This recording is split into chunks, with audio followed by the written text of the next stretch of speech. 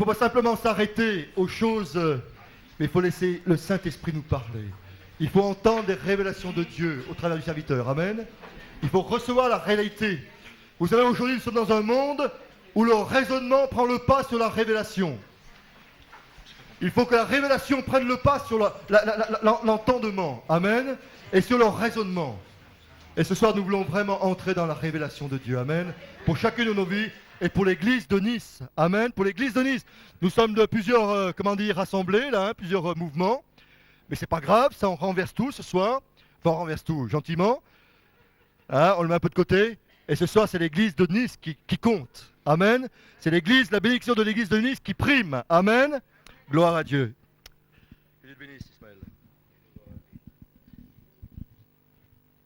Ça marche. Je voudrais tous vous saluer dans le nom du Seigneur Jésus-Christ et dire que c'est merveilleux de se trouver tous ensemble, réunis autour de la parole de Dieu. La parole de Dieu, c'est comme la pluie. Et il ne retourne pas au Seigneur sans avoir son efficacité. Amen, amen. La parole, c'est comme de l'eau. Alléluia. Ça nous lave. Ça nous purifie. Ça fait du bien incalculable de se laver avec l'eau vive du Seigneur Jésus-Christ. Alléluia. Et le moment où il y a le Saint-Esprit, ça fait de l'eau chaude et ça fait bien. C'est très bon. Alléluia. Nous prions que le Saint-Esprit puisse nous accompagner. C'est lui le Seigneur, c'est lui Dieu.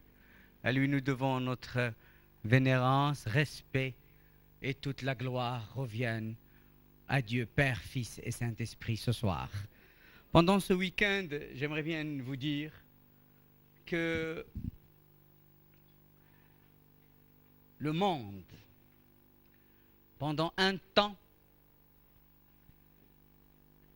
notre pays de France avait adopté le raisonnement, le gouvernement des hommes, ce qui est bon dans un sens, mais il a négligé ce qui est spirituel. Et à un certain moment, avoir la foi, c'est comme être quelqu'un de seconde zone. Mais aujourd'hui, le gouvernement, les autorités,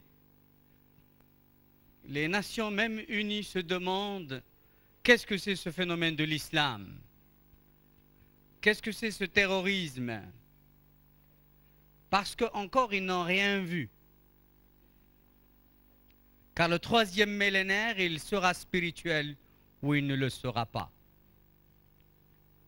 Quand on avait épuisé nos raisonnements, nos philosophies, nos techniques, nos sciences, nos banques, nos organisations mondiales de la santé, nos banques mondiales, on a toujours essayé de chercher à aider l'homme,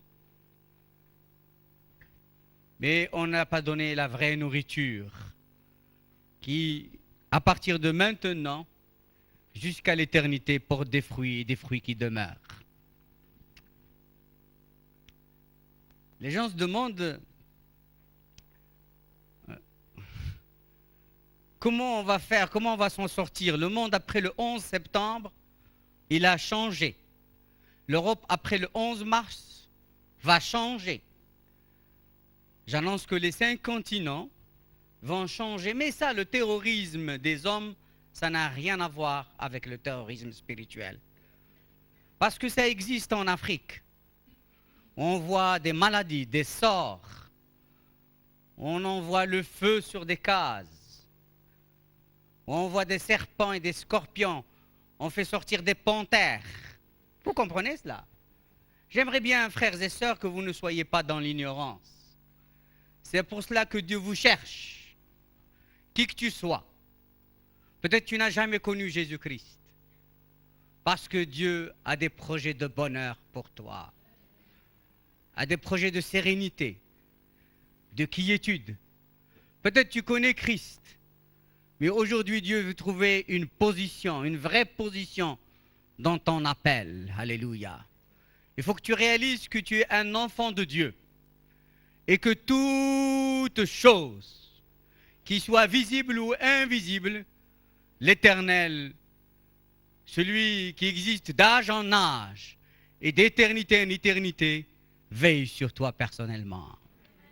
Alléluia. Amen, amen, amen, amen, amen, amen. C'est pour ça que je vous invite à prendre la parole de Dieu avec moi. Dieu, il n'a pas une armée composée avec des gens bien entraînés, avec des lunettes infrarouges ou des grandes missiles, mais il a une armée des pèlerins, des sacrificateurs. S'il se maintient debout en faveur de Nice, en faveur de la France, rien ne pourra nuire ce pays. À un certain moment, Dieu a envoyé Moïse. Il a dit, va voir Pharaon, la plus grande puissance. Et tu lui dis, laisse sortir mon peuple. S'il ne veut pas, je vais envoyer mon armée. Il a envoyé des sauterelles. Il a envoyé des mouches. Et Pharaon était obligé de fléchir le genou et de laisser partir le peuple de Dieu. Amen, amen, amen, amen, amen, amen. Notre Dieu, il en a les moyens. Il en est capable. C'est pour cela, aujourd'hui, n'ayez pas peur.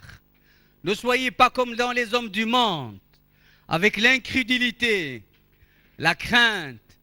Mais revenez à l'Éternel de tout votre cœur. Revenez à l'Éternel avec des prières. Revenez à l'Éternel avec des jeûnes. Ne revenez pas avec des religions, mais revenez à l'Éternel de tout votre cœur.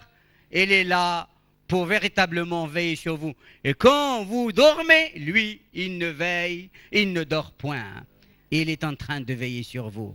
Amen, amen, amen. Et si vous vous trouvez n'importe où, le Seigneur, notre Dieu, veillera sur vous. C'est Satan lui-même qui a révélé la question à Jésus-Christ. Il a dit, il ne permettra même pas à ton orteil de toucher une pierre. Et Dieu veut que nous soyons comme des précurseurs célestes. Le disciple n'est pas plus grand que le maître. Amen, amen, amen, amen. Je prophétise qu'il y aura une autre nouvelle génération que Dieu va lever. Je ne parle pas d'une génération d'état civil, mais je parle d'une génération ressuscitée en Jésus-Christ. Une génération dont la vie de l'esprit la saisisse, alléluia, et qui va en avant conquérante, qui n'a pas peur, et qui franchit les murs, qui franchit les territoires, qui prend position sur toute chose, qu'il domine de nouveau, qu'il règne, alléluia, de nouveau, qu'il prenne position, qu'il marche, parce que bientôt, Satan sera écrasé sous vos pieds.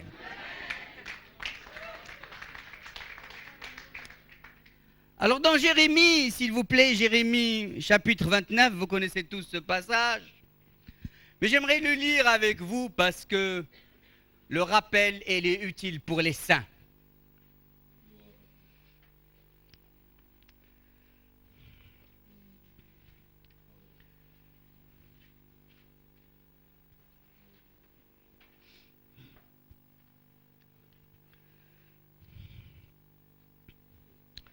Alors recherchons tous le bien de notre ville. Amen, amen. Parce que notre bonheur dépend du bien de la ville. Amen. Si nous nous levons, si nous nous prions, Dieu a dit, je cherche un homme, je cherche une femme qui se met en brèche, qui élève un mur et qui se mette devant moi, qui se met en brèche en faveur de la ville, afin que je ne la détruise pas. C'est vrai, il y a de l'incrédulité, c'est vrai qu'il y a du crime, c'est vrai qu'il y a de la rébellion, c'est vrai qu'il y a l'irreligion, c'est vrai que les gens sont insensibles, les gens sont méchants, leur méchanceté est montée jusqu'au trône de l'Éternel. Et Dieu a dit, moi je cherche un petit groupe qui va prier en faveur de la ville, qui va prier en faveur de la France, qui va prier en faveur du vieux continent. Tous les continents, l'évangile progresse. En Afrique, en Amérique latine, sauf en Europe. Et Dieu, il compte sur vous. Il vous attend. Amen. Amen. Qui c'est qui est convaincu? Lève la main. Et Dieu fera le reste. sa grâce fera le reste. Dans Jérémie 29, s'il vous plaît, à partir de verset 11, c'est l'Éternel. Et il dit, car je connais les projets que j'ai formés sur vous. Je connais les projets que j'ai formés sur vous. Ça, c'est la parole de Dieu. Elle est permanente, immuable. Elle est esprit et vie. Il se manifeste. Alléluia. Elle est digne d'être crue. Je connais les projets que j'ai formés sur vous, dit l'Éternel. Projet de paix, shalom. Projet de justice. Projet de bonheur. C'est ça le terme hébraïque. Et non de malheur, afin de vous donner un avenir et de l'espérance. Dans une autre traduction, afin de vous donner un futur à espérer. Le terme esperar en latin veut dire attendre. Afin de vous donner un futur à attendre fermement. Dieu, il a dit, il a des projets pour vous. Nous, tout le temps, on lui présente nos projets et on dit, Seigneur, impose les mains à ces projets, bénis nos projets, fais du bien à nos projets. Voilà, nous avons des projets. Mais il est temps de laisser Dieu déterminer les projets qu'il a pour toi avant même que tu sois conçu dans le ventre de ta mère. Notre vrai problème, l'Église, il cherche ses privilèges, mais il ne va pas dans la source. Il ne connaît pas les signes de cette alliance. C'est Dieu lui-même qui a des projets pour chacun d'entre nous. Il faut que Dieu nous dévoile ses projets, que Dieu nous révèle les étapes. Dieu l'a dit dans ces derniers temps, alléluia, il va secouer par la tempête les fonds des mers. C'est comme ça on va voir qu'est-ce qu'il y a dans les fonds des mers.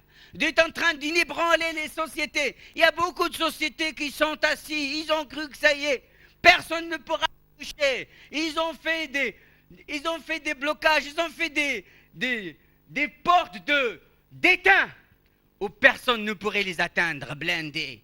Mais Dieu maintenant, il est en train de les ébranler pour qu'ils reviennent et se prosternent devant le roi des rois, le chef de l'armée de l'Éternel.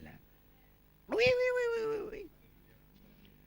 On a pensé vaincre les maladies, mais il y a une épidémie qui ravage. On a pensé vaincre les maladies incurables, mais ça progresse jour après jour. Maintenant, il faut faire attention, quand vous rentrez à l'hôpital, il faut prier pour que vous ne sortez pas malade.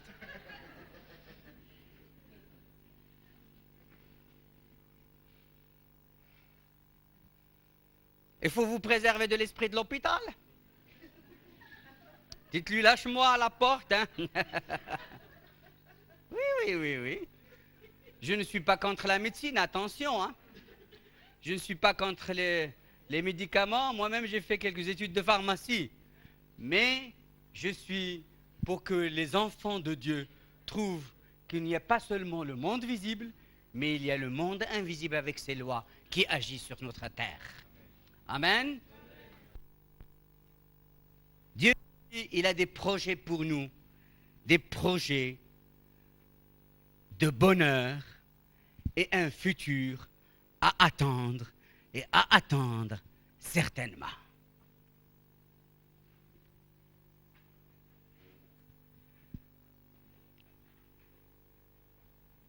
Adam a péché, il a trahi Dieu. Il a choisi les fallacieuses séductions du diable, son mensonge. Il a choisi l'esprit de Satan, qui est l'esprit de ce monde qui était là. Les fallacieuses séductions, malgré que Dieu a fait tout est parfait, tout a été bon aux yeux de Dieu. Tout a été en harmonie, le règne végétal, le règne animal. Adam, il a été un seigneur de la création, tout a été fait, mais l'homme, par nature, aime bien écouter ce que les autres disent. Il a plus confiance dans la parole des hommes, dans la parole du monde, que dans la parole de Dieu. Mais à partir de ce soir, dites dans votre cœur, à partir de ce soir, nous allons croire pleinement à la parole de Dieu. Pas à demi, parce que moitié succès, c'est moitié échec. Et ça suffit des frustrations, ça suffit des échecs, ça suffit des attaques, ça suffit véritablement qu'on soit emporté à tout vent de doctrine. C'est le temps où je dois décider fermement, pas après l'autre, de suivre mon Seigneur et mon Sauveur. Amen, amen, amen. Et Dieu vous donnera la grâce de l'accomplir. Si tu as des problèmes, tout à l'heure j'ai vu des visions. Je vous en parlerai peut-être ce soir, peut-être demain. L'ennemi, les esprits de mort, ils sont en train de ravager les pensées des uns et des autres. Ils sont en train d'ébranler des foyers. Ils sont en train de véritablement, les gens, ils ont les pieds complètement dans la boue. Ils ne savent plus quelle direction prendre. Ils ne savent plus qu'il faut reculer, où il faut avancer. Des fois, ils sont tombés dans l'immobilisme. Mais Dieu, aujourd'hui, veut donner une force nouvelle, alléluia, à ses enfants et les pousser en avant. Et c'est l'église de Jésus-Christ en avant. C'est aujourd'hui, alléluia. C'est pas demain. C'est pas demain. C'est aujourd'hui. C'est aujourd'hui. Comme disait le prophète âgé, c'est aujourd'hui. Alors, considère attentivement ta voix. Réfléchis. Réfléchis sur les regards de Dieu. Et dites-lui, Seigneur, moi maintenant, j'ai tout essayé. Faut-il vraiment croiser les bras ou faut attendre ton intervention? Vous savez, je connais des chrétiens qui n'en peuvent plus dans tous les domaines de leur vie. Mais Jésus est la solution. Jésus est la solution. Est-ce que vous pouvez baisser ça comme ça je vois mes bien-aimés là? Merci bien. Voilà, au moins ça.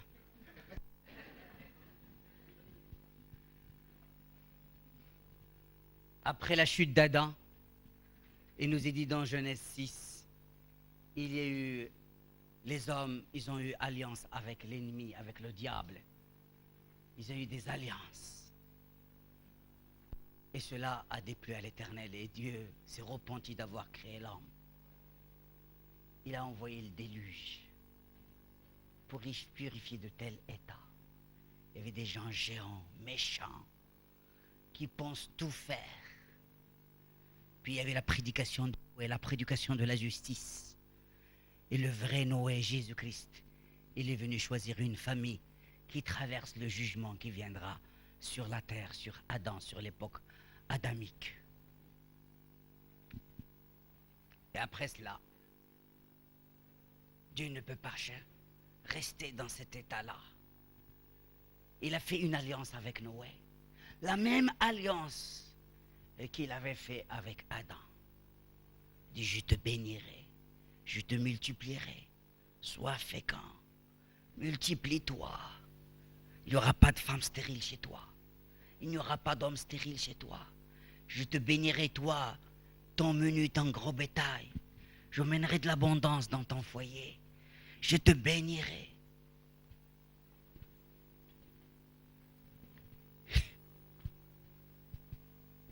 Et l'Éternel, Nemrod était là. L'impérialisme de Nemrod, l'idolâtrie, la gloire de l'homme, la construction de Babel. Et Dieu dit, je cherche encore un homme. Dieu, il cherche à conquérir les cœurs. Et ce soir, au 3e millénaire, dans ce jour-là encore, il est en quête des cœurs, des gens qui entendent sa voix et qui n'endorcissent pas et qui disent, me voici. Comme Pierre, il a dit, oui, je suis un homme pécheur. Et Jésus-Christ a dit, suis-moi, je ferai de toi pécheur d'âme. Il cherchait des hommes, des disciples, des apôtres. Il cherchait des guerriers, des intercesseurs. Il cherchait des gens qui visitent les malades, qui s'occupent des petits, qui s'occupent des exilés, qui s'occupent des orphelins, qui s'occupent des gens malades. Il cherche des hommes pour les revêtir d'onction, pour que le moment où ils disent une parole, alors il y aura un miracle dans leur vie. Parce que Dieu disait, mais il n'y a plus de médecins à Jérusalem. À quoi ça sert toutes ces bombes? À quoi ça sert tous ces évangiles? À quoi ça sert tous ces dialogues? À quoi ça sert toutes ces réunions? C'est la fille du peuple est malade. Mais il a trouvé un homme, selon son cœur. Il s'appelait Abraham.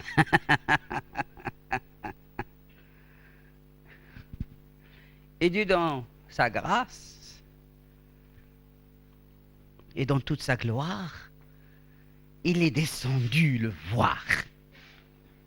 Il nous disait, ils étaient dans la Mésopotamie et le Dieu de gloire lui est apparu.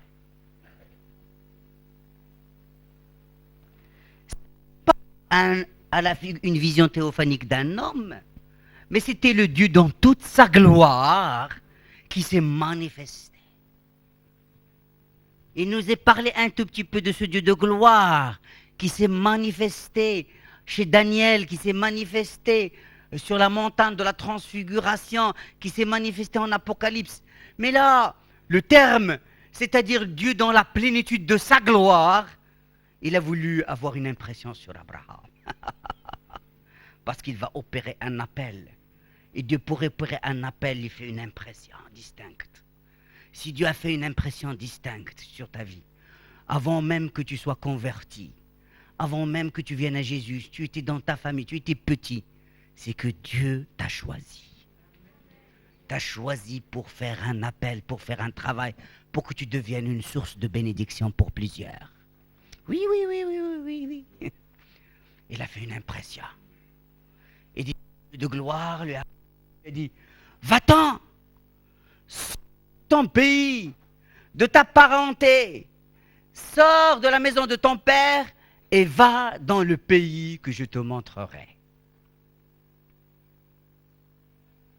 Une telle impression, quelles que soient les influences de la Mésopotamie, ça nous libère. On dit oui Seigneur, on te jouit. Un Dieu de gloire comme cela, ça appelle le mouvement. Il faut qu'on bouge avec Dieu. Abraham, il avait affaire avec Dieu. Il disait, c'est une chose merveilleuse l'appel de Dieu. C'est une voix puissante qui sort du monde invisible, qui vient directement du trône de Dieu, qui atteint le cœur d'Abraham, qui le réveille à la conscience qu'il a affaire avec le Dieu créateur des cieux et de la terre. C'est pas n'importe qui. C'est le Dieu de gloire. C'est le Dieu créateur. Celui qui a créé l'armée des cieux. Celui qui a fait les cieux, qui a fait la terre et qui a établi son trône au-dessus des cieux et qui domine sur toutes choses. Et son règne demeure des siècles et de génération en génération. C'est Dieu-là qui est venu voir Abraham. Il lui a dit, Abraham, je t'ai choisi.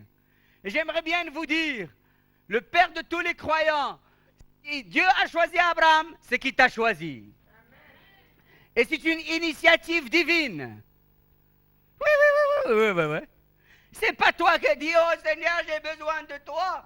Mais lui, il t'a fait passer par des circonstances. Il a conduit les choses pour qu'un jour, il te touche. Et tu lui dis, Seigneur, me voici. Et il dit, alléluia. Le Saint-Esprit, il a tout fait pour qu'un jour, tu te viennes et tu dis à Dieu, me voici. Merveilleux. Alléluia. Dieu a dit aux disciples, maintenant vous allez devenir mes disciples. Et vous allez être mes témoins à Jérusalem, en Judée, en Samarie, et jusqu'à l'extrémité de la terre. Oh là là, Seigneur, on t'a vu ta résurrection, on a vu ton ascension, tu es sorti du tombeau. Et on a couru dans les villes de Jérusalem et on a dit Jésus-Christ, Jésus de Nazareth est ressuscité. Il est sorti du tombeau, ils l'ont vu. Ce n'est pas un langage biblique. Ce n'est pas une forme ou un dogme théologique. C'est la réalité. Ils ont touché à Jésus ressuscité. Et parce qu'ils ont vu Jésus le ressuscité, dès que Dieu est monté dans le ciel, vous avez vu un homme qui vole, qui monte dans le ciel? Les anges sont apparus pour accueillir sa majesté. Et ils ont dit oui. Ah oui, une telle impression que le Seigneur a fait dans notre vie, nous allons le suivre. Quelle a été l'impression, la première impression que Dieu a fait dans ta vie? Tu as été malheureux, souffrant, tu as été fatigué, et tu as dit, Seigneur, viens dans ma vie, apporte la paix, la joie. Tu as commencé à discerner, à faire une différence entre le bien et le mal. Tu as commencé à aller en avant, tu as commencé à trouver le sourire, l'espérance. Tu as commencé à trouver la force physique, les forces mentales. Tu as commencé, mais tu as oublié toute cette impression que l'Éternel a fait sur toi. Si ce soir tu viens pour la première fois, je peux te dire que Dieu le Tout-Puissant va te visiter. Ce ne sera pas une religion, ce ne sera pas une adhésion à un corpus doctrinal, ce ne sera pas de l'éthique chrétienne. Voilà ce que tu dois pas faire. Tu vas rencontrer le Dieu de la révélation. Le Dieu qui est descendu dans la vie d'Abraham.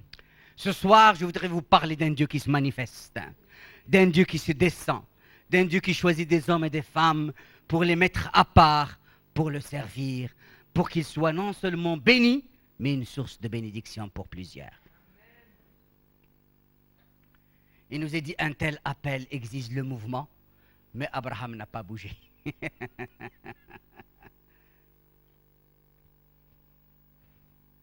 Une telle bénédiction décide le mouvement, mais des fois on ne bouge pas.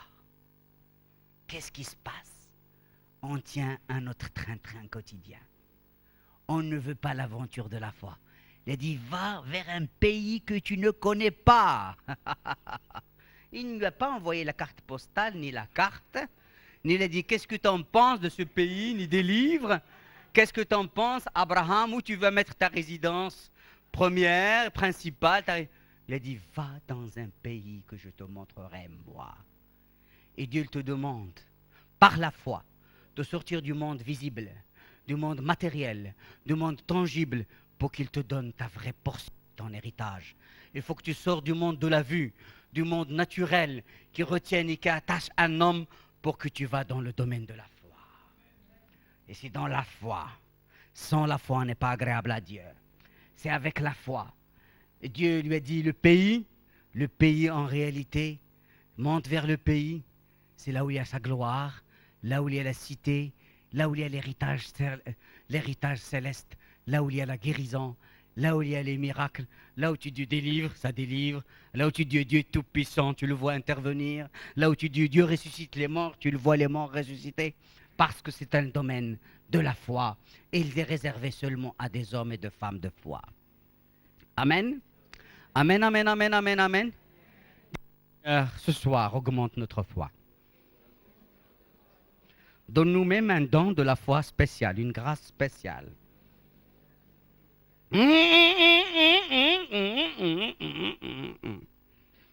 Croyez que vous n'êtes pas dans l'impasse. Que Dieu est un Dieu qui ouvre les horizons. Comme il a ouvert la mer Rouge, il pourra t'ouvrir des horizons. Pour Dieu, rien ne pourrait s'opposer à lui. Il vole au-dessus des sommets des montagnes. Notre Dieu, il est le plus grand.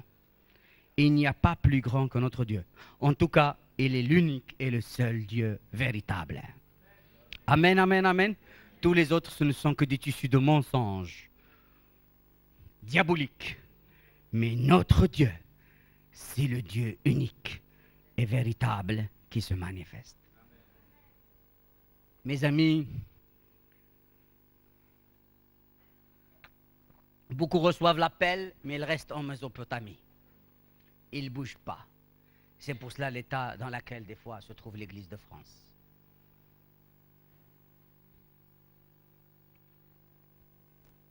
C'est pour ça des fois on se trouve dans des états. On dit mais Seigneur, il n'a rien fait. Il n'a rien fait pour moi. Mais Dieu, il veut non seulement faire des choses pour toi, mais que toi tu puisses le faire toi-même avec l'autorité qu'il t'a déléguée pour toi et pour les autres. C'était son père Terach qui l'a ramené jusqu'à Charan. C'était lui qui a pris l'initiative. Nous voyons ça dans Genèse 11. Et il fut retenu ici jusqu'à sa mort. C'est-à-dire, Abraham, il a séjourné, il a quitté le pays, mais il n'a pas quitté la maison de son père. Des fois, on fait donnons avec Dieu. Seigneur, tu vois ce que je t'ai donné, ça. Mais le Seigneur te veut à lui à 100%. Si tu veux recevoir la bénédiction dans ta vie, si tu veux voir Dieu intervenir, si tu veux te réjouir dans les jours de ta jeunesse comme dans les jours de ta vieillesse, il faut te donner à l'Éternel. Et Seigneur, des fois, tu dis, je ne sais pas comment, mais prends-moi, Seigneur. Comme Paul, il s'est trouvé qu'il a été indigne d'être libre. Il s'est trouvé bien dans les chaînes, prisonnier de Christ.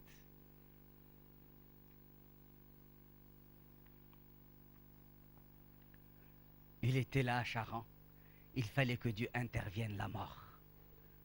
Il fallait que Dieu intervienne la croix. Et Dieu, il a la solution pour que tu bouges.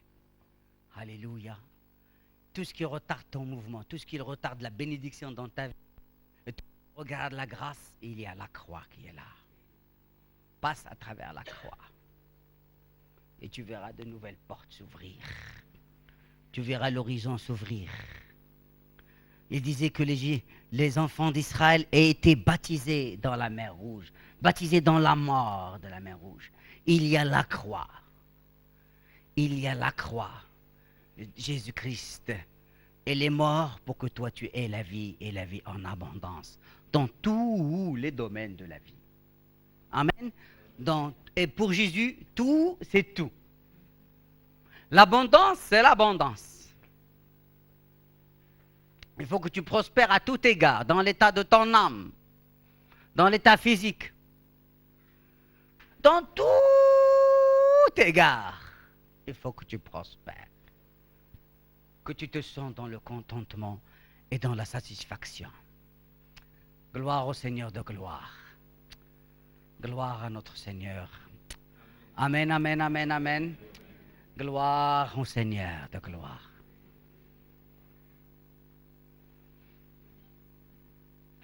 Nous devons être prêts à quitter le domaine de la vue. On a assez vu, on a assez raisonné, on a assez vu les choses et faire un pas vers le côté de la foi. Dieu a dit, eh bien j'obéis. Dieu t'a dit, eh bien obéis. Dieu t'a dit, Dieu va obéir. Vous savez comment Jésus-Christ est ressuscité? C'est en passant par la croix du calvaire. Comment il a gagné? Par la faiblesse des faiblesses. Peut-être nous, parce qu'on est encore costaud. On est fort. C'est pour cela qu'on ne gagne pas beaucoup. Mais il y a un temps où il faut abdiquer. Oui. Il faut abdiquer pour que l'esprit de la résurrection vienne nous couvrir. Jésus-Christ, de riche, il s'est fait pauvre. De toutes les formes divines, de formes de gloire, est devenu homme qui n'attire point les regards. Il a marché au milieu des hommes. Il n'a point crié, il n'a point élevé la voix. Il a été comme une brebis, ramené à la boucherie. Il avait accepté la mort. Il a haï l'iniquité, il a aimé la justice. Il a voulu souffrir la croix. Il a été couronné d'honneur et de gloire à cause de la croix qu'il a souffert. Il a payé pas pour lui. Lui, il est Dieu. Elle est saint. Elle est juste. Elle est sans tache. Elle est sans ride. Il n'y a rien, aucun défaut en lui. Mais il a payé pour toi. Il a payé pour moi, pour que nous, on ait la vie et la vie en abondance. Ce soir, mon ami, sache bien, si ta famille t'aime pas, si ton milieu social t'aime pas, si ton milieu scolaire t'aime pas, si ton milieu de travail t'aime pas, si tes amis t'aiment pas, si tu as été trahi, si tu as été déçu, si tu as été malmené, Jésus-Christ, lui, il t'a aimé et il a donné sa vie pour toi, pour que tu puisses vivre, pour que tu puisses véritablement trouver ta dignité, trouver un amour éternel, pour trouver vraiment la paix avec lui. si tu es soucieux, si tu es fatigué, si tu es chargé, si tu n'en peux plus, alors Dieu est mort pour que toi, tu aies les forces nécessaires pour combattre et vivre jusqu'à la vie éternelle. Oui, oui, oui, oui, oui, oui. Jésus-Christ est descendu. Il n'est pas un mutant. Lui, le modèle est devenu image pour que toi, l'image, tu deviennes modèle. Pour que toi, tu reflètes la gloire, tu reflètes toutes les qualités qui étaient en lui, tu reflètes tous les sentiments divins, tels que la miséricorde, tels que la compassion, tels qu'un amour sans aucun intérêt. Alléluia! Alléluia! Alléluia! Pour que toi et ta maison, toi et tes enfants, tu puisses prospérer. Toi et tes petits-enfants, ils auront la bénédiction de génération en génération jusqu'au retour de notre Seigneur. Oui, oui, oui, oui, oui. Parce que Dieu est bon. Dieu est bon. Il n'y a point de variation en lui. Dieu est bon. Dieu est bon. Et il sait ce qu'il fait. C'est nous des fois qu'on ne sait pas ce qu'on fait. Si on le laisse faire, si on sort des passions de la chair, de notre entêtement, de la volonté qu'a faire à notre tête, de notre résistance, de notre rigidité, on dit Seigneur, j'en ai assez de moi-même. Remplis-moi de ton esprit et conduis-moi dans les voies de la vérité. Si je suis dans mauvaise voie, ramène-moi dans la voie de la vérité. Abraham était un homme si privilégié. Il a eu le regard du ciel sur lui. Vous comprenez cela? Le ciel l'a observé. Il l'a regardé. Il a reçu un appel si saint. Il s'est élevé. Il a été dans un privilège. Il a été dans la proximité de Dieu. Mais il n'a pas bougé.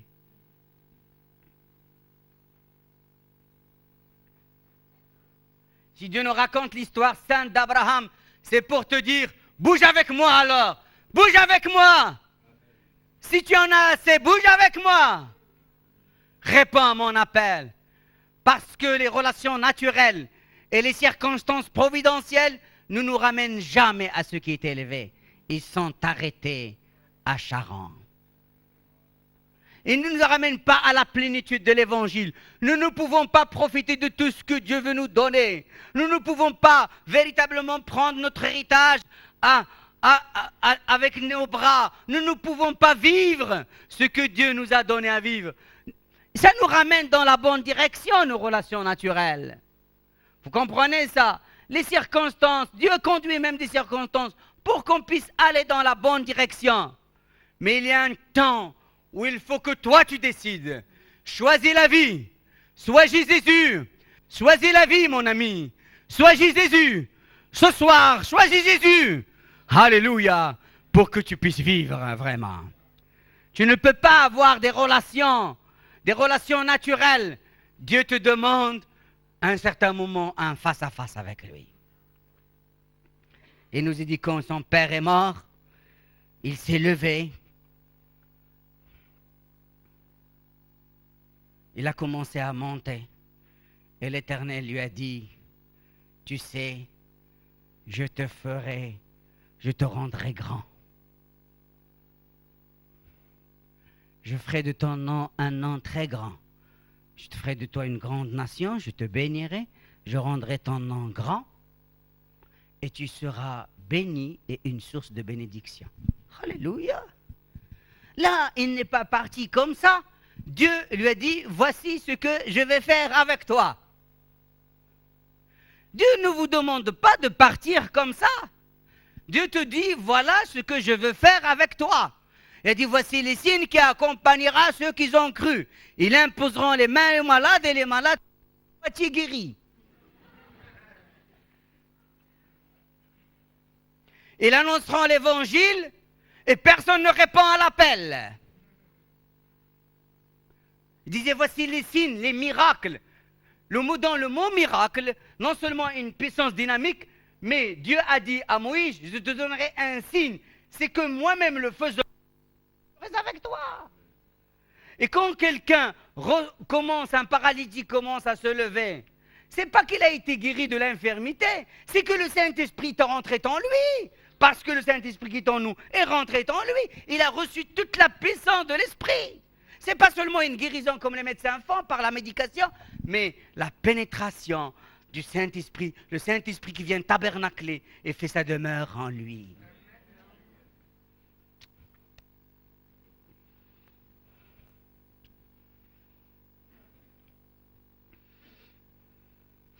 Un jour, j'étais avec un aveugle. C'était le premier aveugle. Et j'ai fait l'appel, il est sorti comme ça. Je dis maintenant, c'est pas le temps de la guérison, retourne à ta place. J'avais mon programme.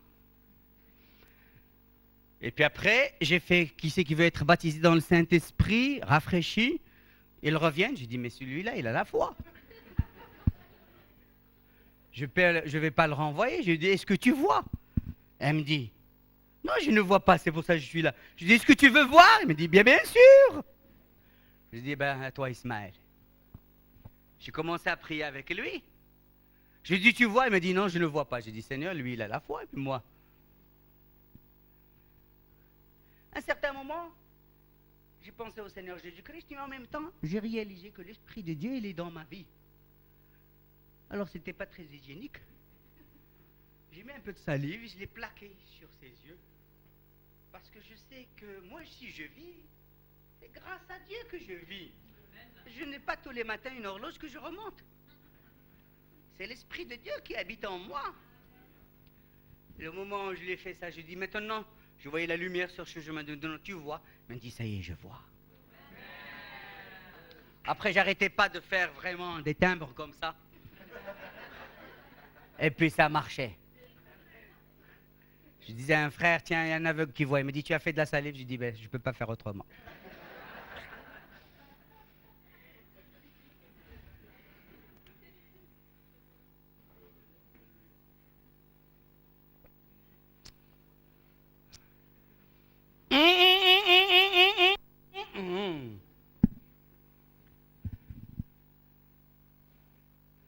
Ceux qui construisent Babylone disant, faisons-nous un an.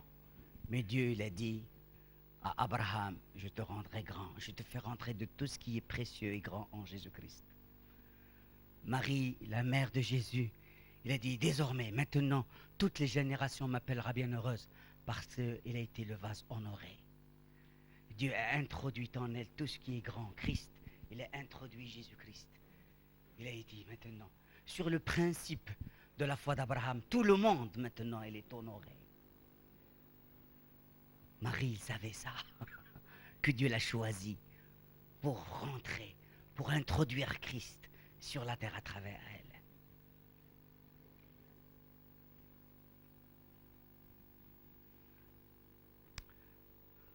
Dieu est apparu à Sichem, à Abraham, il a dit, je te donnerai le pays. Il est à toi le pays. Parce que quand on bouge, c'est là où il y a la révélation. C'est quand on commence à se déplacer, c'est là où Dieu apparaît. Il faut faire attention, Dieu n'apparaît pas quand on est dans l'immobilisme. Mais quand on fait un pas, alors Dieu fera les 999 qui restent. Et Dieu commence à parler. Il disait, c'est celui qui garde mes commandements. C'est celui-là qui m'aime. Et celui qui m'aime, mon Père l'aimera. Et moi je l'aimerai et je me manifesterai à lui. Dès qu'on entend l'appel, on garde le commandement et on commence à marcher avec l'Éternel, Dieu alors il se manifeste. Parce que Dieu ne se cache pas des cœurs de ceux qui lui appartiennent, de ceux qui aiment. Abraham, à chaque fois, il avait un autel. Si vous voulez connaître le trajet d'Abraham, vous allez suivre les autels. Est-ce que votre histoire, vos âges, il y a des autels? Quand Dieu vous a paru, quand Dieu vous a parlé, quand vous avez reçu un songe, un rêve, quelque chose de déterminant, quand il y a quelque chose qui t'a paru manifeste, quelque chose qui est extraordinaire, parce que Dieu se manifeste de différentes modes, de différentes manières. Dieu communique avec nous de différentes choses, mais nous devons adresser. Abraham, il avait des autels. Il est rentré à Canaan. C'est pas quand il est arrivé à Canaan, c'était vraiment désert. Il devait s'installer, mettre sa tente, mettre un autel, un travail, un accès sacerdotal, Parce que l'autel, elle est toujours à la mesure de la connaissance de Dieu. Plus Dieu se révèle à nous, plus une révélation personnelle de Dieu nous donnera une connaissance personnelle de lui. Et lui, à ce moment-là, non, il a trouvé un peuple hostile. Dieu a dit au peuple d'Israël, vous allez sortir du pays, c'est par ma main puissante, et vous allez rentrer dans un pays que moi-même je vous donnerai. Mais attention, il y a des tribus terribles que vous devez combattre. Dieu nous donne le pays, mais Dieu veut nous transformer en conquérants. Alléluia. Dieu a fait le travail dans notre vie. Elle l'a accompli. Il y a la croix éternelle qui est dans le cœur de Dieu. Jésus-Christ a été immolé avant la fondation du monde. Il y a le pouvoir de cette croix. Mais maintenant, mon ami, au peuple d'Israël, comme au nouveau peuple chrétien, ce nouveau peuple de témoignage, il disait, allez-y, prenez. Il va y avoir de l'hostilité, mais n'ayez pas peur de l'hostilité. Je vous rendrai vainqueur. Amen, amen. Quelle que soit l'opposition, tu es plus que vainqueur. Amen. Alléluia. Si Dieu veut nous donner le pays, il nous le donnera. Si Dieu prend plaisir en nous, il nous donnera le pays. Et je voudrais bien vous dire que nous sommes le sujet moral, l'objet de joie de notre Dieu. Amen, amen. Oui. Tu es aimé de Dieu. Quelles que soient les étapes, quels que soient les événements, quels que soient les moments incertains, quels que soient les moments les plus obscurs, quelles que soient les larmes, quels que soient les gémissements, quel que soit le fond dans lequel tu te trouves, quelle que soit l'impasse, j'aimerais bien te dire, le contrat de l'amour de Dieu n'est jamais coupé avec toi. Et il y a un plan. Il y a un vrai plan de Dieu. Il y a un projet de Dieu. Peut-être nous voulons quelque chose qui frappe les regards. Mais Dieu cherche des hommes comme Ananias de Damas. Il cherche des intercesseurs qui interviennent et qui font un travail incalculable dans la vie des autres. Amen, amen. Il nous a dit, le Canaan était peuplé d'un peuple hostile, c'est-à-dire les signes maléfiques, les Cananéens,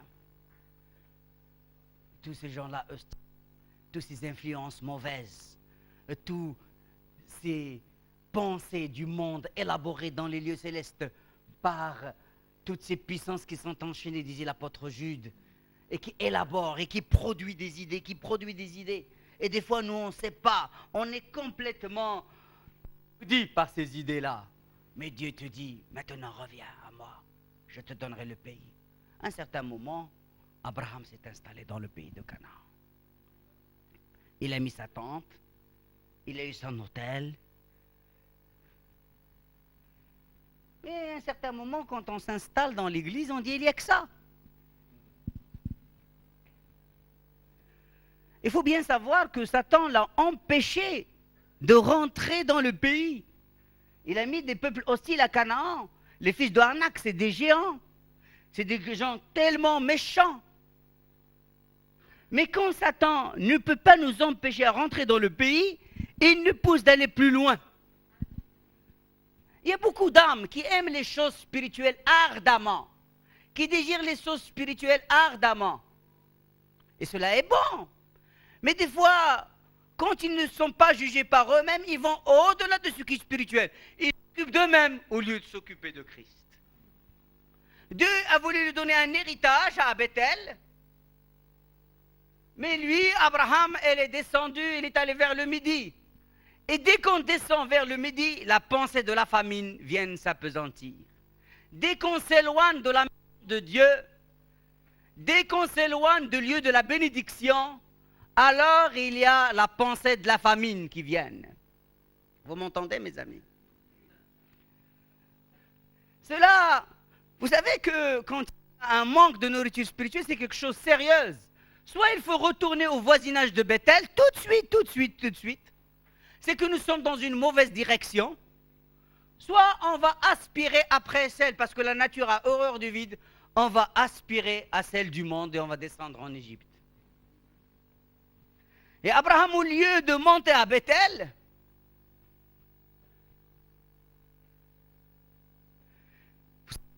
pour vraiment faire un test, la nourriture que vous trouvez vous donnera le signe de la direction dans laquelle vous vous trouvez aussi.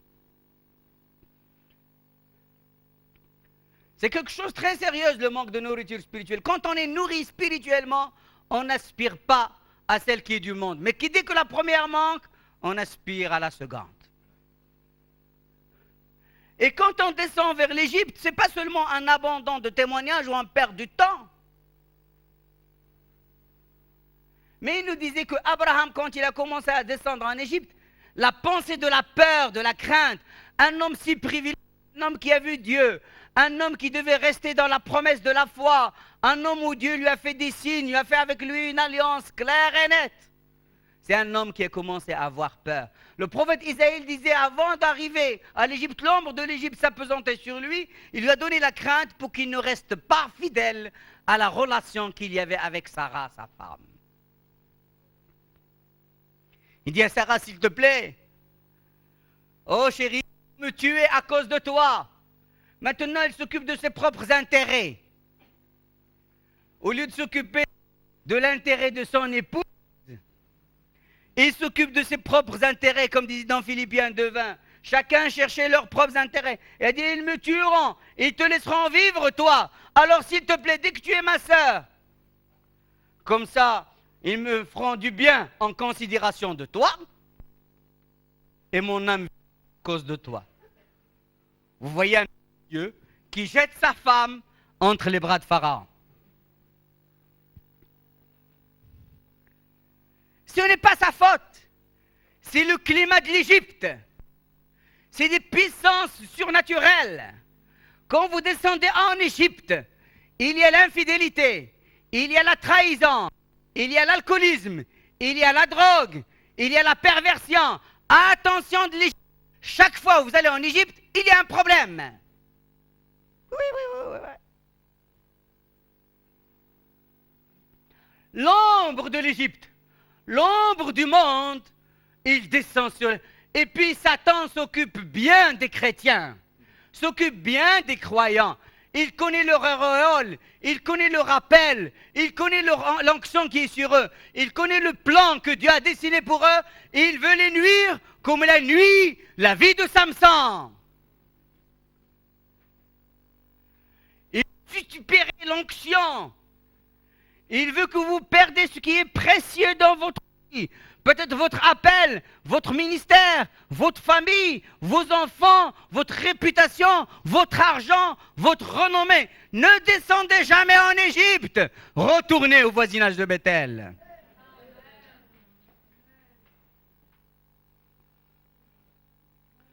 Si tu es dans l'Égypte aujourd'hui, mon ami, tu ne connais pas la vie de Dieu, la vie chrétienne, là où il y a un autel d'adoration. Si tu ne connais pas l'attente de l'Éternel, l'attente de protection de Dieu, si tu ne connais pas sa présence, si tu n'as pas senti sa présence, je t'invite ce soir de sortir de l'Égypte. Sors de l'Égypte et la rencontre du Dieu éternel. Alléluia. Celui qui t'a créé, il a des projets pour ta vie. Abraham lui-même, il a passé par l'Égypte, il a ramassé Agar. Et avec Agar, il y a un problème. Il s'est trouvé avec un Ismaël sous les bras. Oui. Et c'était un vrai problème.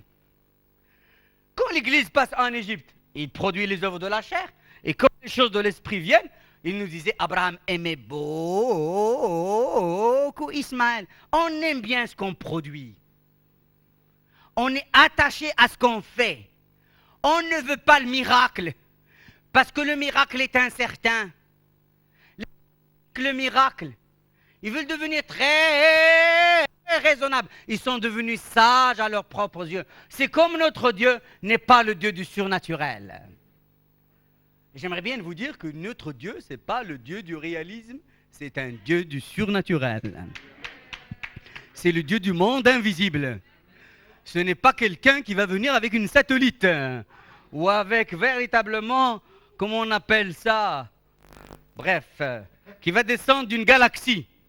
Mais notre Dieu est un Dieu du surnaturel. Il peut se manifester maintenant, il peut véritablement faire les choses. Ce n'est pas un Dieu fabricant cosmique. Ce n'est pas un fabricant cosmique. Dieu est le créateur.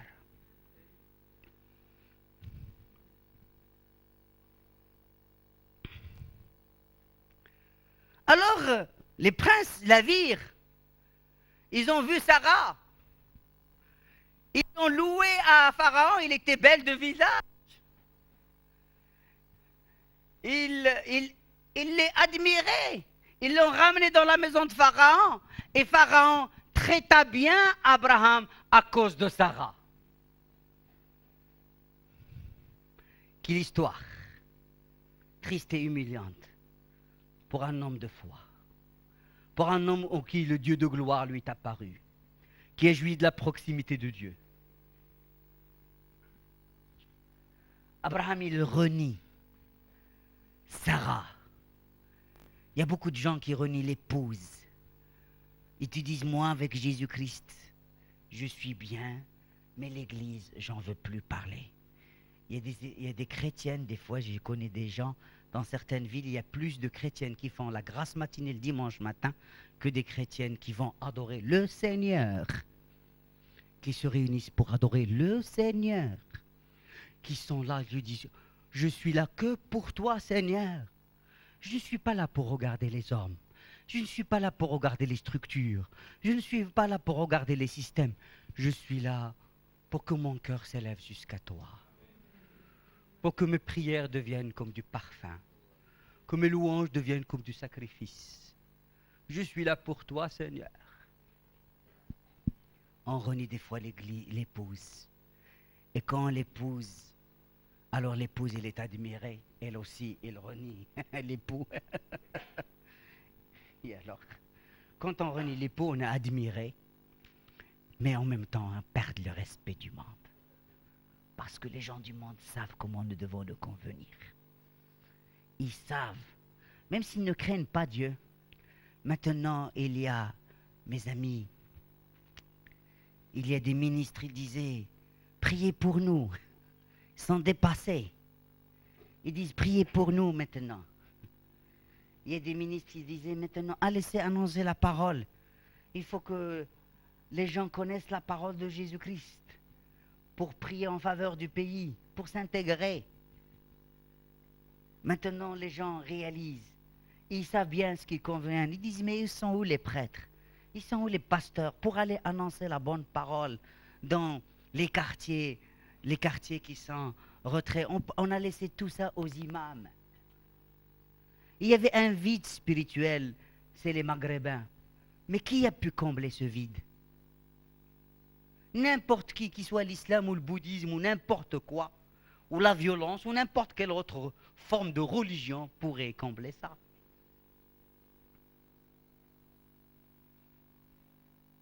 Ils savent ce qui doit convenir.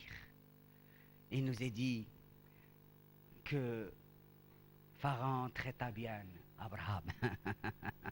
Il a donné des richesses, des bétails, des chameaux, tout ça. T'es bien traité, tous les honneurs. Oui. Et un jour, Dieu a frappé Pharaon et sa maison. Des fois, nous, on croit, parce qu'on va se mélanger dans le monde, qu'on le ramène la bénédiction. Puisqu'on se mélange dans le monde, le terrorisme arrive.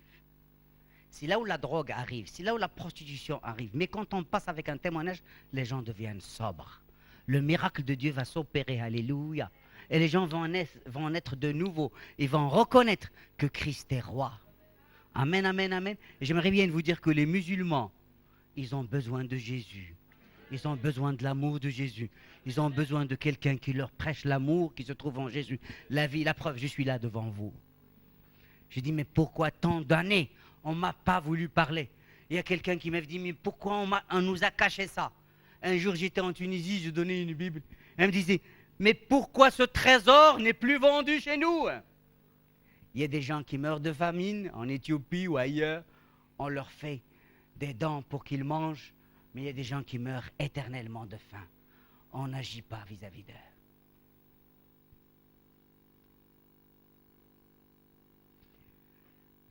Mes amis, des fois on croit quand on se mélange avec le monde, on leur amène mais extrêmement des plaies. C'est pour cela que dans le prophète Ézéchiel, il disait, je cherche un homme qui monte un mur, qui se tient devant moi en brèche, qui prie en faveur, sinon je vais la détruire, la ville. Dieu ne veut pas détruire nos villes. Dieu ne veut pas détruire le monde. Dieu ne veut pas que les jugements arrivent. Dieu veut un peuple qui se maintienne en faveur, parce que le bonheur du pays dépend aussi de notre bonheur pour propager le royaume de Dieu, pour véritablement annoncer l'évangile de Jésus-Christ encore davantage dans la liberté, parce qu'il arrivera un temps, si ça continue comme ça, on ne pourra plus parler de l'évangile. Moi, je viens de l'Afrique du Nord. Il n'y a pas de Bible. Il n'y a pas d'église. Les chrétiens sont discrets. Mais c'était l'église de Tertullien, de Cyprien, de Saint-Augustin. C'était l'église qui a traduit la Bible grecque en latin. C'était la Libye qui a donné un pape à la chrétienté. Elle est où cette église? L'église de la Turquie, là où les imams arrivent en France. C'est l'église d'Éphèse. C'est l'église de Thyatire, de Pergame, de Philadelphie, toutes les 7 églises de l'Apocalypse. Elle est où cette église? C'est l'islam qui a pris la place. J'aimerais bien vous dire, il faut croire que Dieu compte et cherche des hommes et des femmes consacrés à lui. Pas des hommes et des femmes qui entendent l'évangile, qui veulent que l'évangile soit un plus dans leur vie, mais des hommes et des femmes donnent à Dieu. Il a dit, Dieu ne veut pas d'autre holocauste, ne veut pas d'autre, mais c'est toi-même, donne-toi toi-même à Dieu. Amen. Apprenons. Tu dis, Seigneur, des fois on ne sait pas, mais prends-moi. Seigneur, je ne sais pas comment, mais prends-moi, Seigneur. Dieu a envoyé des hémorroïdes. Pharaon, il a dit, mais tu es prophète de Dieu. Qu'est-ce qu'il y a entre nous et toi? De quoi tu veux nous rendre coupables? Partez! L'Église, sa place, c'est pas dans le monde. C'est d'aller dans le monde, témoigner et se retirer. C'est pas de vivre dans le monde. Et dis, pourquoi tu veux nous rendre coupables?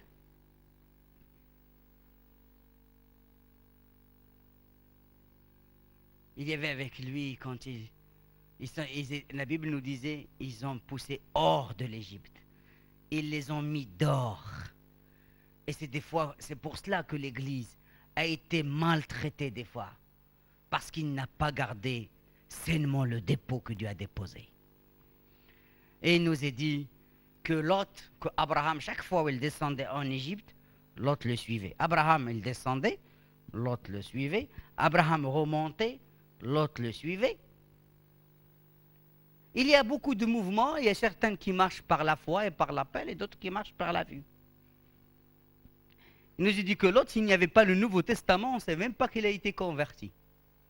Lot s'est installé à Sodome et Gomorrhe. Quand il a vu la vallée du Jourdain, il y a eu la confusion dans ses yeux. Il disait, c'est comme le jardin de l'Éternel, c'est comme le pays de l'Égypte. Il ne savait plus faire une distinction. Il se querellait avec les bergers. Ces bergers se querellaient avec les bergers d'Abraham. Et Abraham, à ce moment-là, est devenu un homme de Dieu. Il a dit, toi, mon frère, si toi tu vas à droite, moi je vais à gauche. Chez toi tu vas à gauche, moi je vais à droite. Moi je vais vers Mamré, vers les chaînes de Mamré. La fermeté et la vigueur spirituelle. Moi maintenant, j'ai besoin de fermeté spirituelle. Il est allé vers Aner, là où il y a de l'eau, vers Esquel, là où il y a les grappes de raisin. Il est allé là s'installer. Il y a un certain moment, il doit vivre dans la communion avec l'Esprit. La communion avec de l'eau, avec de la joie, avec la fermeté, avec une onction de bravoure. On n'avait plus besoin d'aller en Égypte. En Égypte, il a été. Regardez Sarah, sa femme, quand il a pris sa femme, Sarah.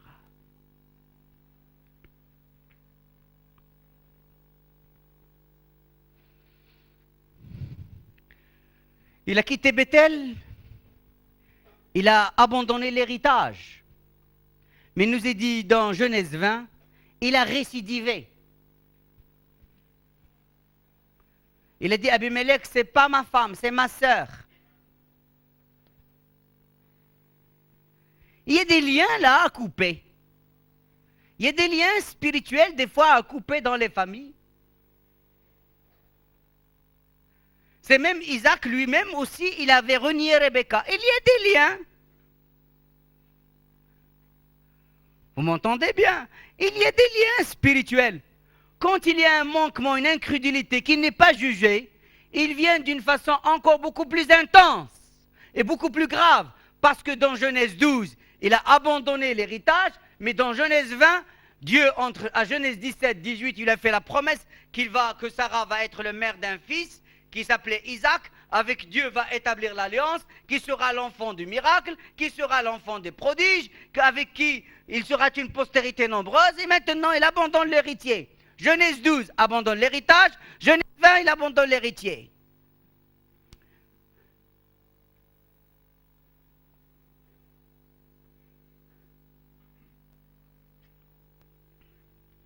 Quand il y a quelque chose qui se répète, regardez Adam a péché et toute la génération qui en suivait, d'une façon spirituelle, il y a par lien, par hérédité, par la loi de solarité, tout le monde est devenu pécheur. Eh bien, Dieu veut que nous soyons bénis pour qu'on puisse communiquer la bénédiction comme une valeur spirituelle, comme un héritage. C'est pas seulement tu sois béni, tu vas être béni, la grâce de Dieu, mais il y aura quelque chose, je dirais même dans ton code génétique spirituel qui va être transformé. Alléluia. Mais des fois, il faut savoir juger ce qui est naturel en nous. Ce qui revient à galop. J'aimerais bien vous dire, mes amis, que Dieu nous veut pour lui libre. Amen. Libre de toute contingence de la chair, libre des passions de la chair, libre des idées du monde, libre de la pensée du monde. Dieu cherche un peuple consacré. Alléluia. J'aimerais bien vous dire au 3e millénaire, Dieu cherche un peuple militant, des chrétiennes qui croient, qui véritablement qui croient que Dieu est avec eux et qui vont faire des exploits. Amen. Parce qu'il va y avoir une moisson. Il va y avoir des temps difficiles. Il faut que les gens bougent dans le Saint-Esprit pour rentrer ces moissons et pour faire face à l'ennemi. Il ne faut pas que l'ennemi trouve un droit légal. Il ne faut pas qu'il trouve des fuites. Comme disait Paul, ne donnez pas accès au diable. Il ne faut pas que l'onction dans laquelle vous allez être rempli, le moment où tu pries dans ta chambre, le moment où tu pries dans ton église, le moment où tu pries dans des moments bien bénis, qu'il y aura des fuites. Et que l'ennemi, il connaît par où attaquer. Il connaît la faille. Il connaît la faille. Comme il a connu la faille de Samson. Samson, son problème, c'était les failles. Peut-être, je ne sais pas quel est votre problème, mais il veut vous guérir, veut cicatriser cette faille. Amen, amen, amen, amen, amen. La main de l'Éternel, elle est puissante pour rétablir les situations. Alléluia. J'aimerais bien vous dire, mes amis, que véritablement, ce qui est devant vous, si vous abdiquez devant Dieu, est meilleur ce qui était derrière vous.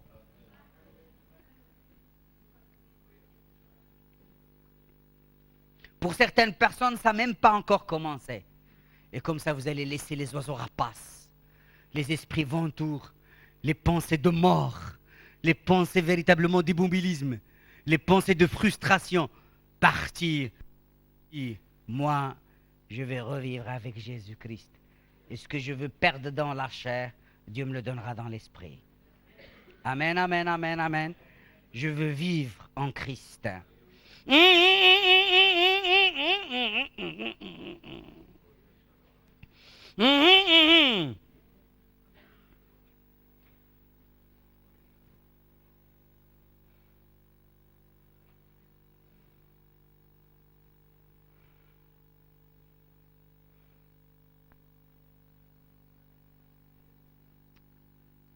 Quand Abimelech a dit, mais Dieu lui a dit, regardez-moi bien, dans de telles situations difficiles, Dieu était là pour voir Sarah dans la maison d'Abimelech.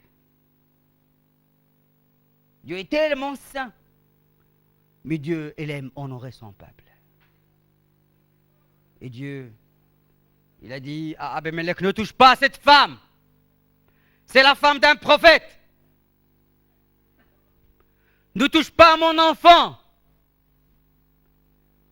Ne touche pas à ma fille.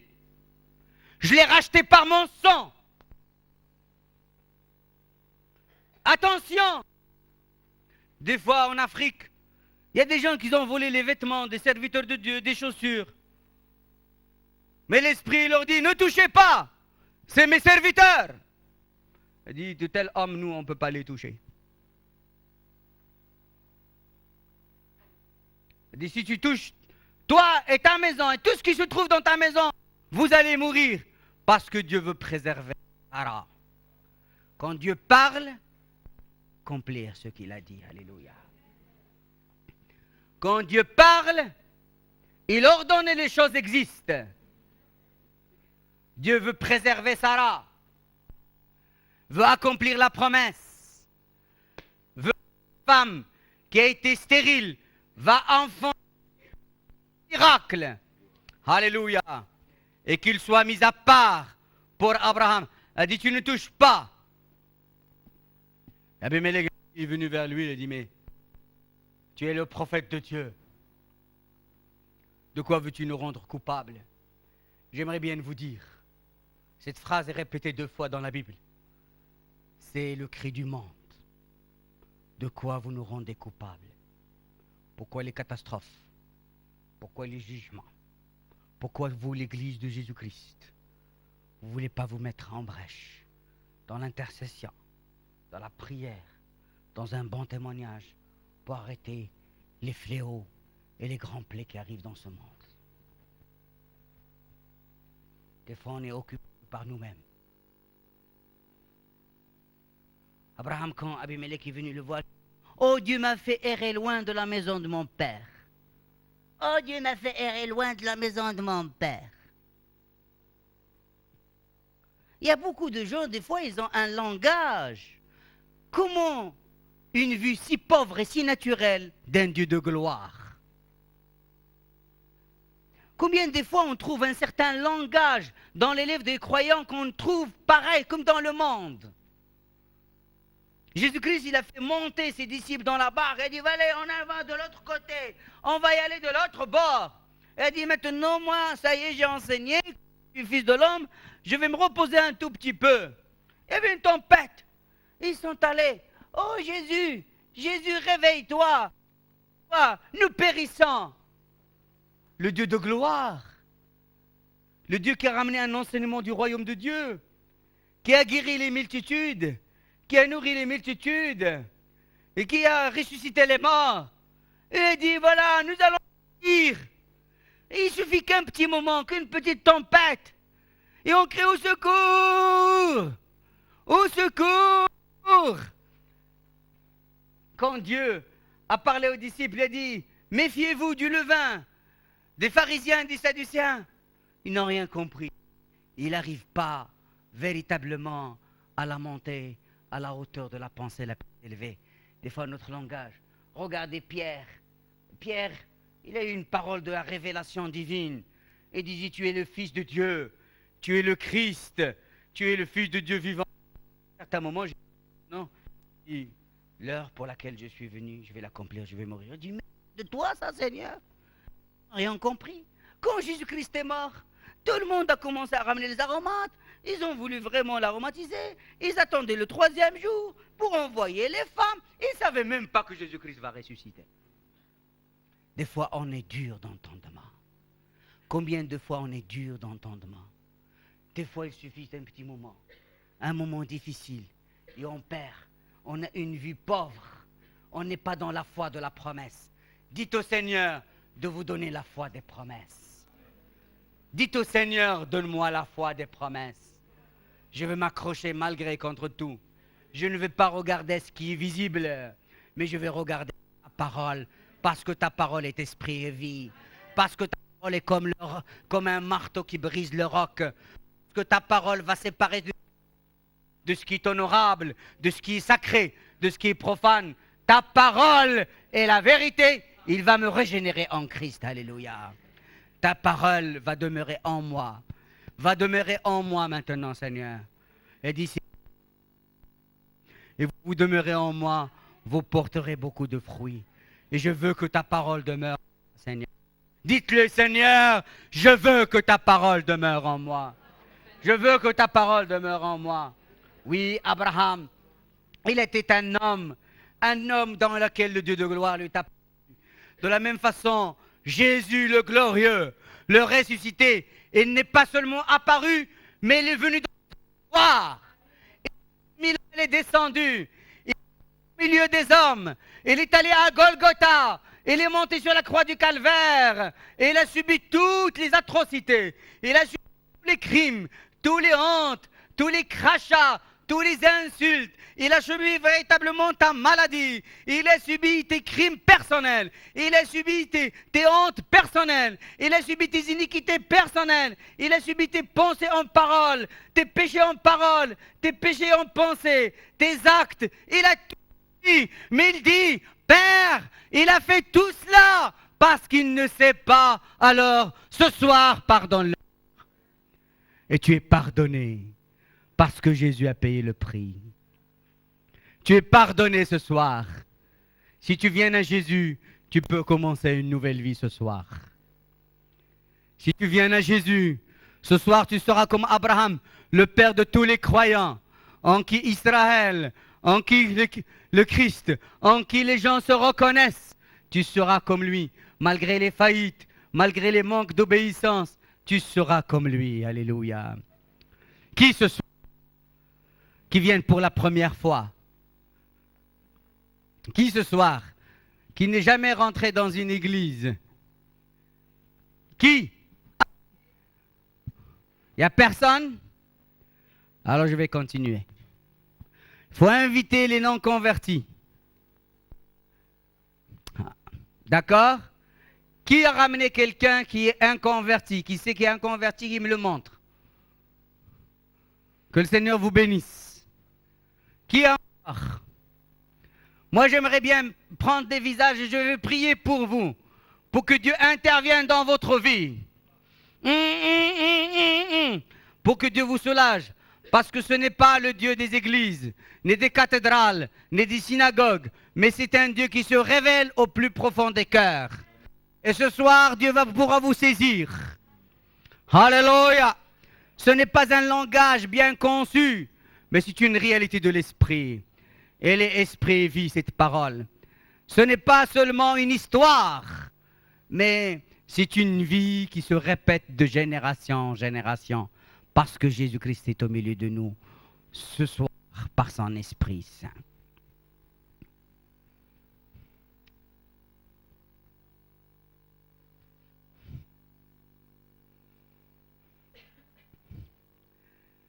Dans Genèse 22,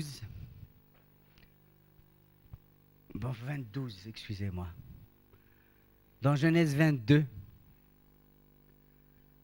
Dieu a appelé Abraham, vraisemblablement la nuit, pour qu'il ramène son fils, le de sa vieillesse, le produit du miracle. Pour ne pas avoir de confusion, il a dit, celui que tu aimes, l'Isaac, le fils du miracle. Tu vas te le ramener dans un lieu où je te montrerai.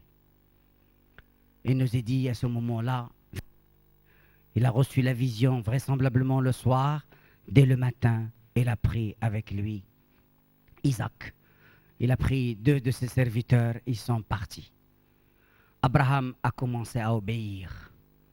Ce qui compte pour Dieu, ce n'est pas ta vie passée, ce n'est pas tes histoires, ce n'est pas les mésaventures. Ce qui compte, c'est aujourd'hui.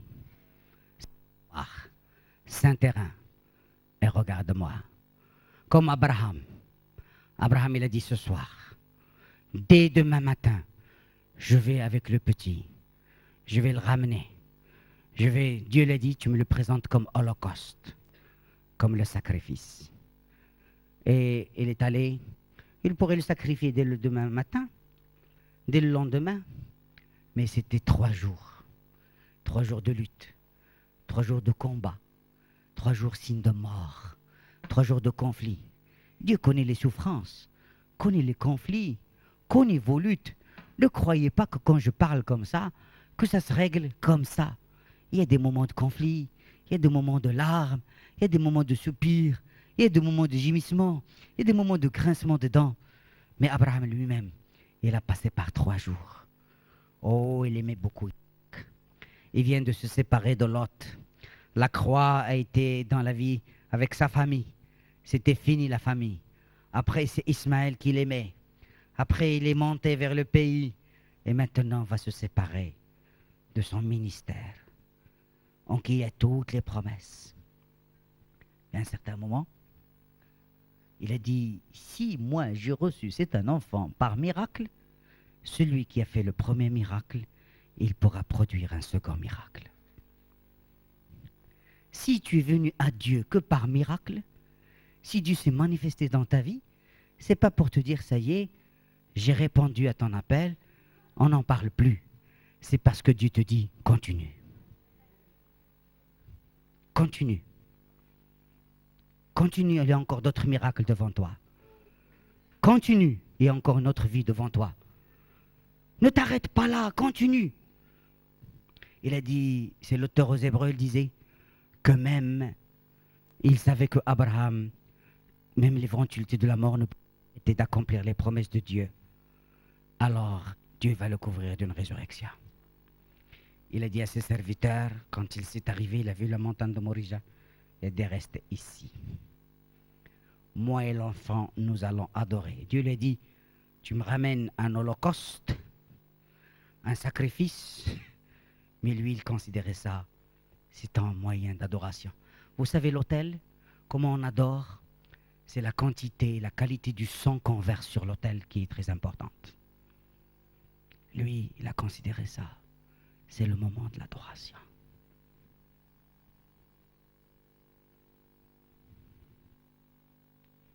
C'était plus que tu veux, voilà le ministère, je te le donne, je te le jette, le voilà. Il a dit, là, je suis venu t'adorer avec mon fils. Je suis venu t'adorer avec ma vie. Je suis venu t'adorer avec mes biens. Je suis venu t'adorer avec tout ce que tu m'as donné. Je voudrais tout mettre sur l'autel. Mais je sais. Mais il y a une seule chose que je sais. Si tu as fait la promesse, tu as la capacité de l'accomplir. Je sais. Même si cet enfant-là, il sera égorgé, tu vas le couvrir d'une résurrection. Je sais que tu ne fais pas de scénario. Je sais que tu m'attends. Et moi, je suis prêt. Et de ses serviteurs, et moi et l'enfant, nous reviendrons vers vous. L'enfant, il était un gaillard. Hein? Il avait les matériaux de l'Holocauste. Il y avait le couteau, il y avait le feu, mais il n'y avait pas le sacrifice. Vraisemblablement, en montant vers Morija, ils en discutaient.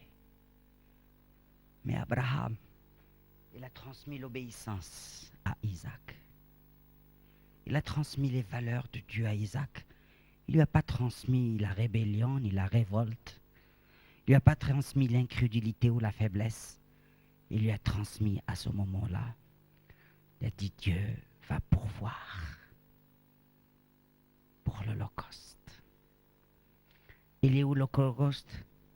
Dieu va pourvoir. Ils sont toutes les promesses. Dieu va pourvoir. Il est où la guérison? Dieu va pourvoir. Il est où l'accomplissement de la prophétie? Dieu va pourvoir. Regarde l'état où je suis. Ne t'en fais pas. Le langage de la foi, il dit, celui qui nous a appelés va pourvoir.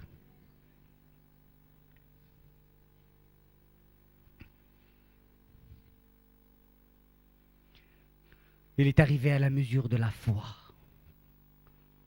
Abraham, Dieu lui a dit, je ferai de toi une grande nation. Il n'a rien vu. Mais par la foi, il l'a salué de loin. Abraham, Dieu lui a dit, je ferai de toi un instrument de bénédiction, un instrument de réveil, un instrument de justice. Mais lui, il a préparé son cœur.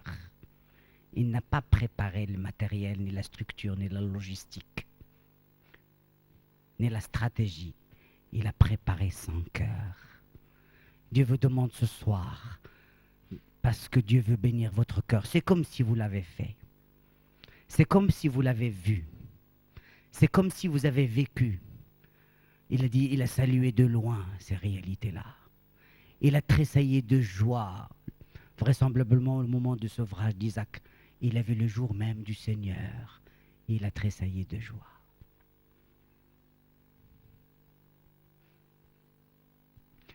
L'ange de l'Éternel, c'est-à-dire Jésus, a dit, maintenant, ta foi m'est agréable.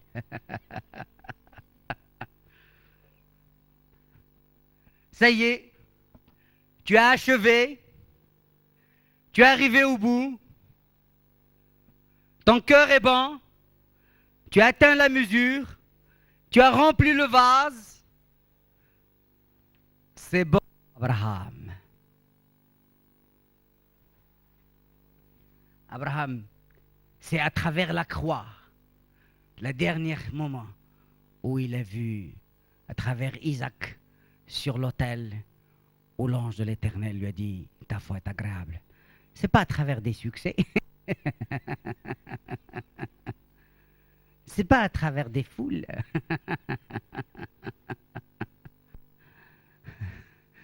C'est pas à travers des grandes limousines. Mais c'est à travers la croix. C'est la croix. C'est une folie. C'est un scandale. Mais c'est une puissance pour celui qui croit. Dis ta foi est agréable. Aujourd'hui, si tu veux abdiquer, mon ami, tu veux vraiment te consacrer à Dieu, que tu revois la croix. Quand on voit le grand gain qu'il y a dans la croix, on l'accepte facilement. Il y a un gain. Il nous est dit que Sarah, sa femme, est morte. Sarah, c'est son histoire. Sarah, c'est ses affections, c'est ses déceptions. Et puis quand Sarah elle est morte, on est déçu, n'est-ce pas? On est toujours déçu parce qu'on croit ce que nous avons nous appartient. Vous m'entendez bien? On est déçu parce qu'on croit ce que nous avons et nous appartient. Le moment où ça part, alors on est déçu. Mais Abraham, homme de surmonter cela. Il s'est marié avec Keturah. Il a même eu des enfants avec elle. Peut-être Dieu t'a enlevé de la famille, de l'argent, un travail, un mari, une femme, des enfants. Mais ce n'est pas à toi.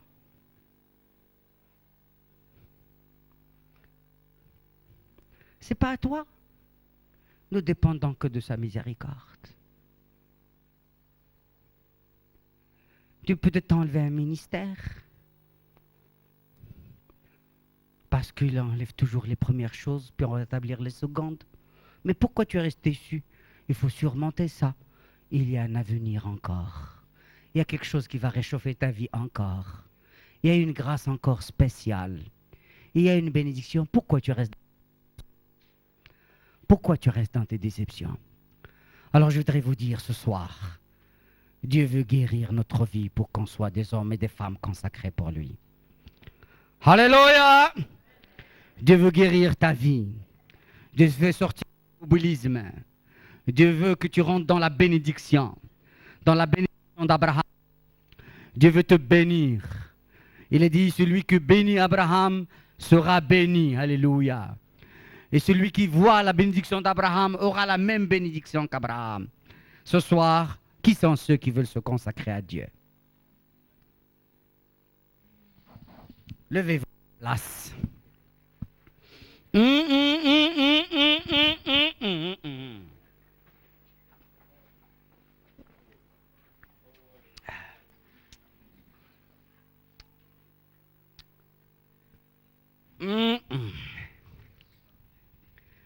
Peut-être tu as descendu en...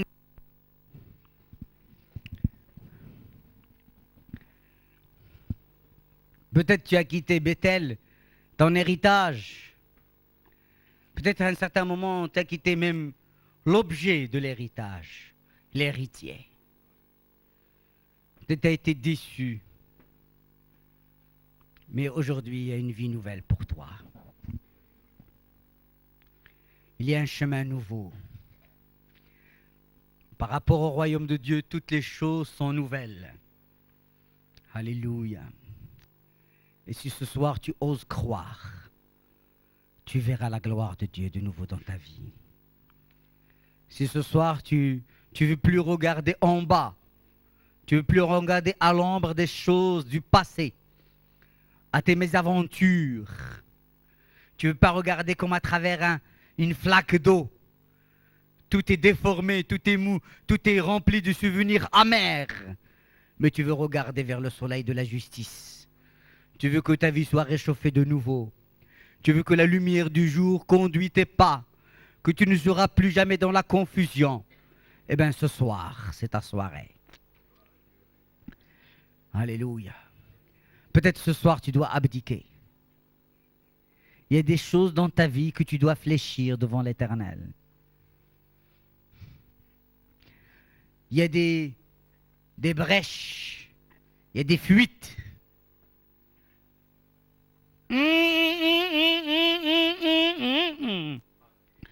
Des fois tu es haut, des fois tu es bas. Mais la plupart des temps, c'est comme si tu as une descente maintenant. Alors, aujourd'hui, tu dis, Seigneur notre Dieu, j'abdique. Pour ces personnes-là, qui ont besoin de l'aide. Je voyais tout à l'heure comme un oiseau rapace qui grignote dans leurs pensées, dans leur crâne, qui ramène même des pensées de mort, des pensées d'arrêt. Alors qu'ils viennent ici, je vais prier pour eux. Il y a des fois où les choses profondes de ta vie personnelle commencent à être révélées, mises à jour. Et c'est des choses ténébreuses. Je vous demande, s'il vous plaît, de ne pas regarder à ces bien-aimés qui viennent. Mais regardez au Seigneur. Nous avons tous besoin de Dieu.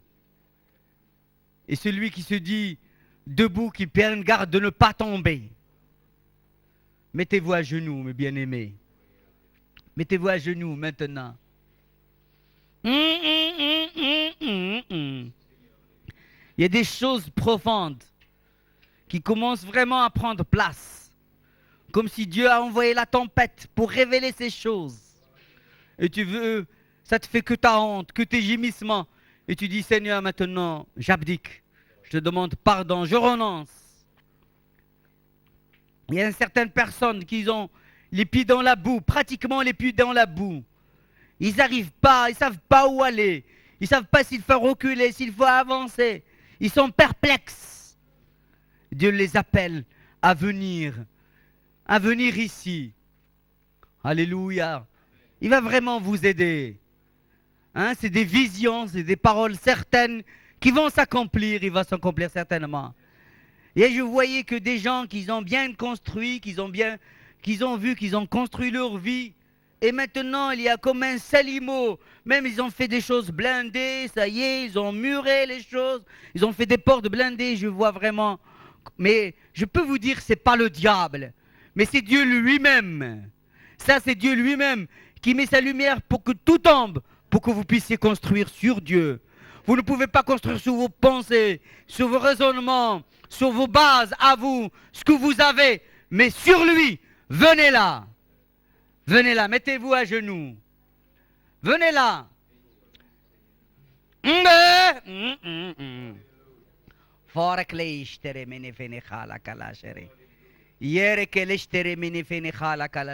je vous donne l'occasion de parler avec Dieu maintenant. Dites au Seigneur, j'ai besoin de toi, Seigneur. Dites-lui. Dites-lui, Seigneur,